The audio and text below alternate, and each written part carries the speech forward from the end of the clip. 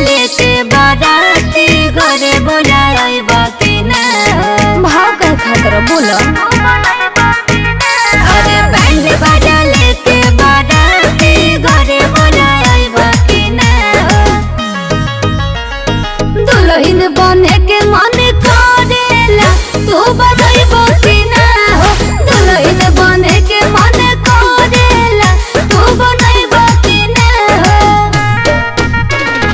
आशा लगनिया में बाजा तू बजाइबा कि ना दुल्हन बने के मन करेला तू बनाइबा कि ना हो।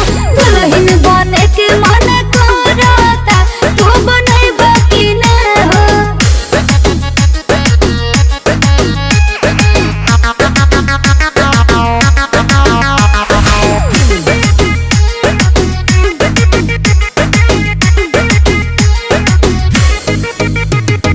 कहिया ले होई खाली फोन में बात हो। मनवा बिगड़ जाला होते ही रात हो। ए राजा फीलिंग समझा। अरे कहिया ले होई खाली फोन में बात हो। मनवा बिगड़ जाला होते ही रात हो। अरे तोहरे लतर से जिया डबाई जोड़ाइबा कि ना तोहरे लतर से जिया डबाई जोड़ाइबा कि ना दुल्हन बने के मन करेला तू बनाइबा कि ना हो।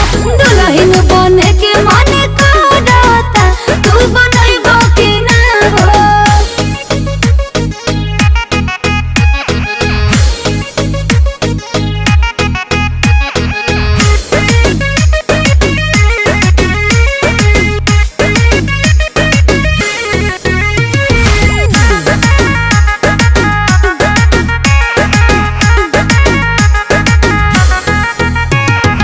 अब बर्दाश्त नहीं होता मनीष हो।